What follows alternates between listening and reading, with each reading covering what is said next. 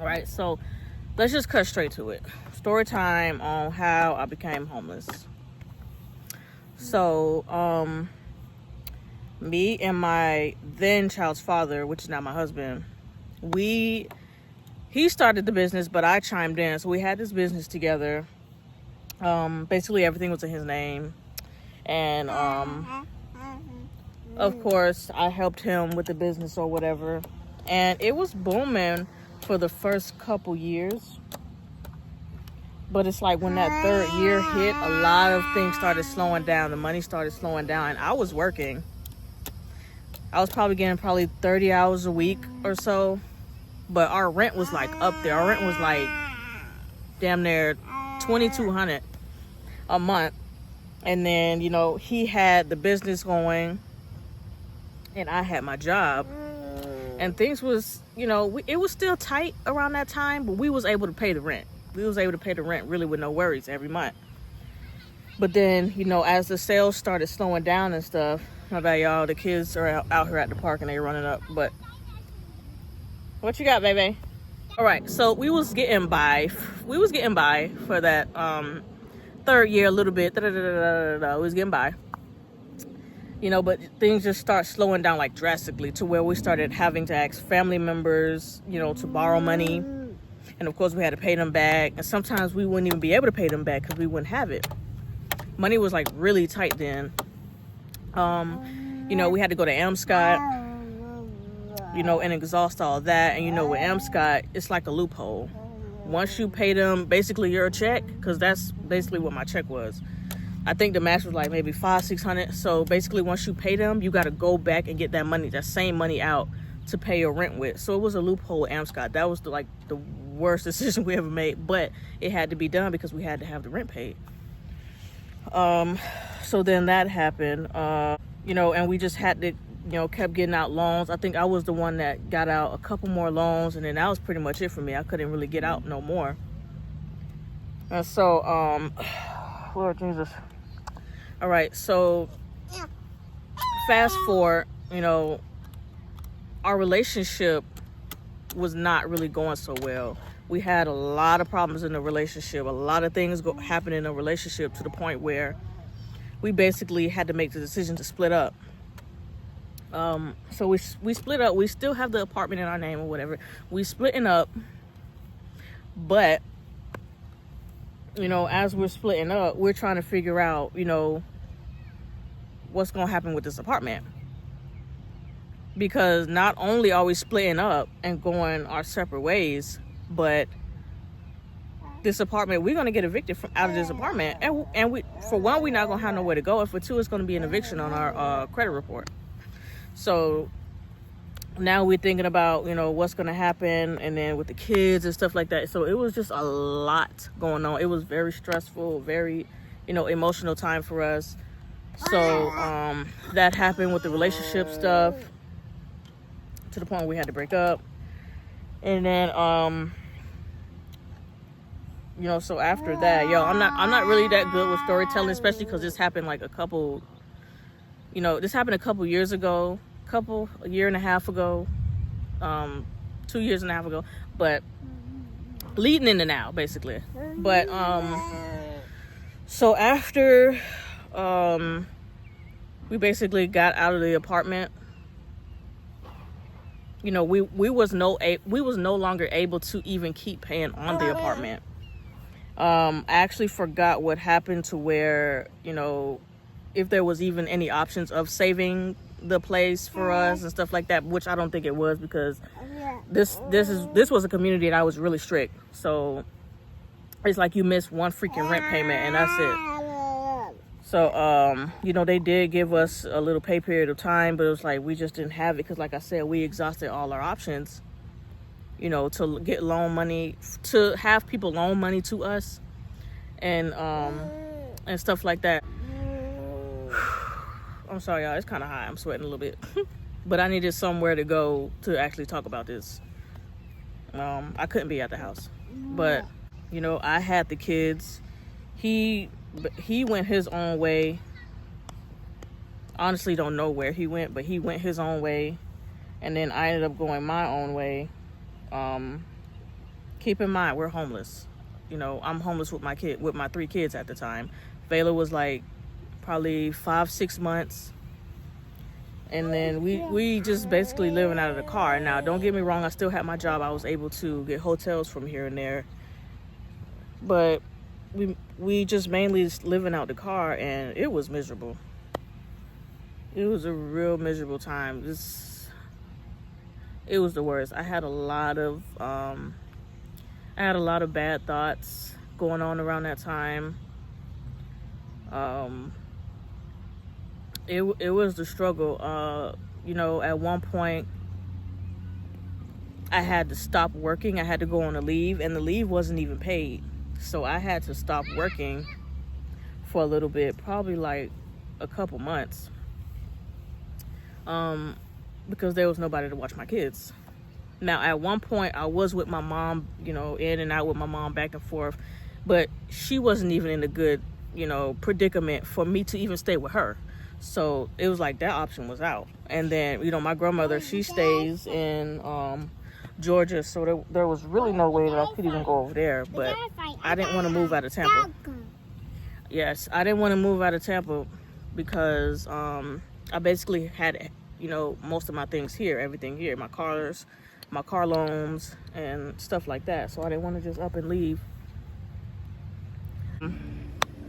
I was talking about my car loans, but that's gonna come a little bit later. So, we in the car. Mind you, I still have my 3 kids. My biggest one is in school. Amari was 4 at the time. He just turned 4, so he was about to start pre-K, but that was later on. So Nia's in school, I believe 1st grade. I'm taking her to and from school, and that's still something. I got Vayla, and then we all just sleeping in the car. And some days I wouldn't even be able to afford a hotel because, like I said, I had to take my break. It feels like I'm all over the place, but I had to take a break from working. Because at one point I didn't have nobody to watch my kids. Even my child's father, he had his own things going on, so it wasn't like he could watch the kids. He had to get a job and things like that. So he had a lot of things going on too. But I was like, you know what? I'm the mom. Let him just, let me just have the kids, and then I'll just figure the hell out. So, I had the kids. It was just no, Vayla, where you going? Stay over here. It was just a really stressful time, y'all. It was really stressful. Like, looking back at it now, I've come so far. Not that far, but I've come far to the point where I'm not staying in my car. And I'm sitting here doing DoorDash every day, full-time DoorDash every day. I'm barely making it off of that. Sometimes I wouldn't even eat. I lost like 50 pounds, so I was really skinny. Some days I wouldn't even eat, but I know I had to feed my kids. And then thank God Nia was in school, so she was able to eat at school, and then I just would have to focus on the other 2 kids. And then some days she would go with her dad, because I have 2 children's fathers. So if I said that right, I don't want to say baby daddies. She just sounds so ghetto. I don't know, but whatever. I got 2 baby daddies, and so my biggest one there, she would go with her dad, which would help me out. Where's Vayla? She would go with her dad, which would help me out, and I would just have my 2 little ones, which was Vayla and Amari, and then I didn't have to worry about the school and stuff with them. I just had to worry about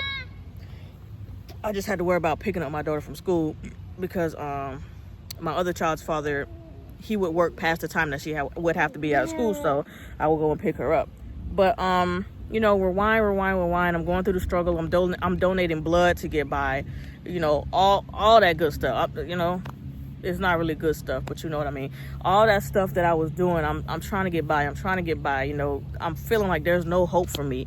One point in time, I applied for these apartments, and the apartment people was giving me the runaround. They was giving me hope. There was this and that. Next thing you know, I'm not getting an apartment, so that really kicked me down even further. So it was a really tough time, and it's so sad. It's so sad now.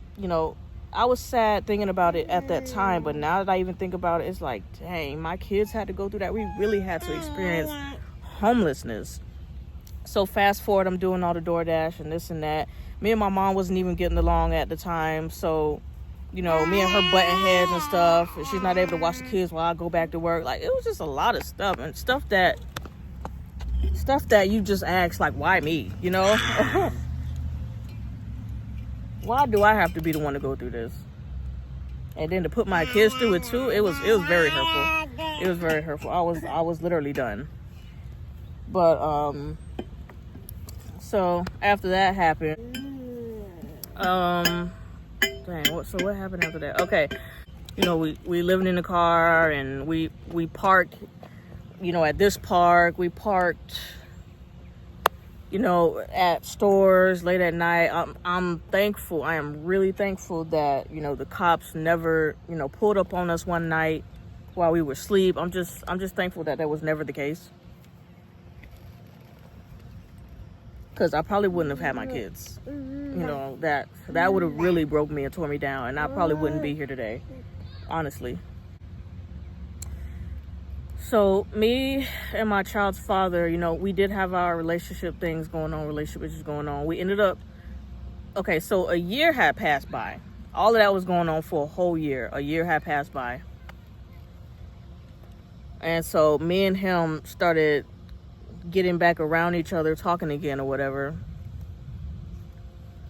And we really weren't around each other like that, but we were around each other enough that he could take the kids off my hands. Because now we had a rental car business, and most of our cars, we had like maybe 6 or 7 cars, and most of our cars got repoed. We were down to like 2 cars left. So he had a car and I had my car that I was living in. And next thing you know, they done came and repoed the car that I had. So they repoed the car that I was living in, and I had a storage, so I was around my storage the whole time. So I had to put all my stuff that was in my car in my storage, and my storage wasn't that big. Anyways, okay. So he was able to take the kids off of my hand because,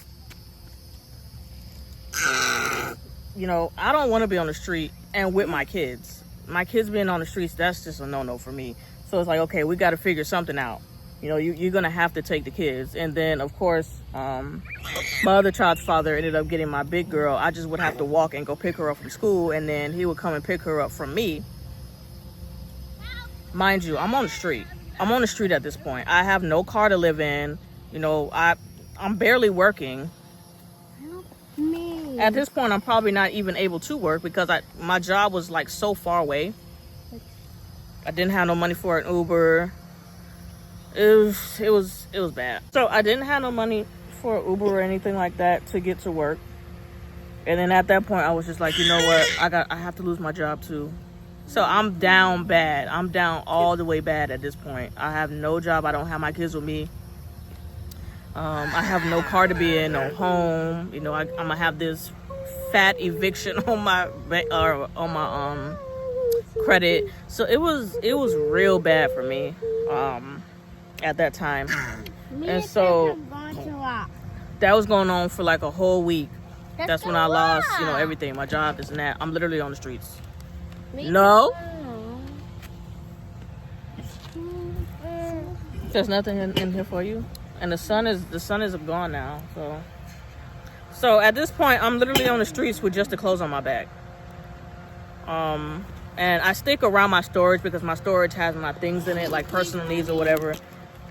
But that was going on for a whole week. Stop, Nia, please.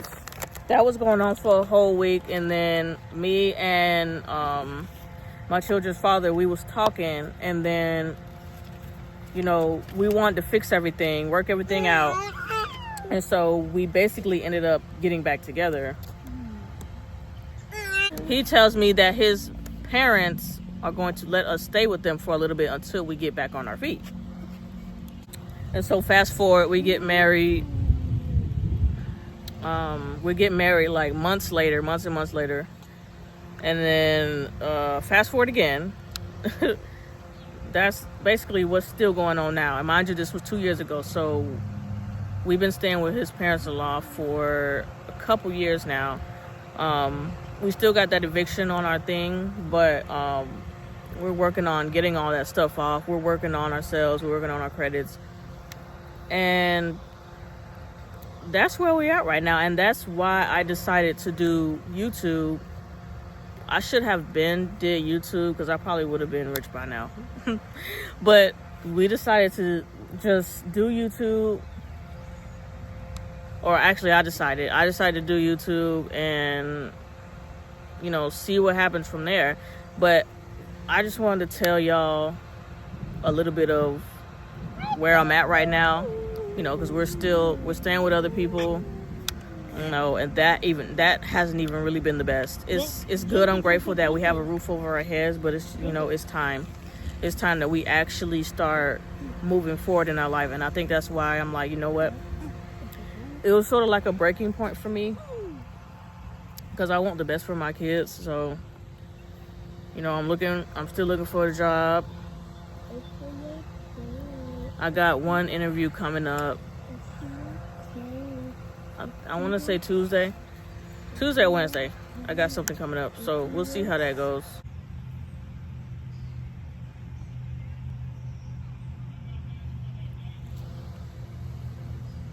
All right, y'all, and so that's where we at now. I just wanted to share that story. Thank y'all so much for listening to my story. It wasn't easy to talk about. You know, I'm not really that good with story times. I tend to get sidetracked. But yeah, that's basically how we ended up to this point right now. And thank y'all so much for watching. See what I say? I get sidetracked. But anyways, thank y'all for watching. I may have more story times. I don't know. We'll see what happens. But yeah, we're working on it. We're trying to get out of our situation that we're in. We're trying to do better for our kids. So that's what is going on right now. And we will see y'all on the next video.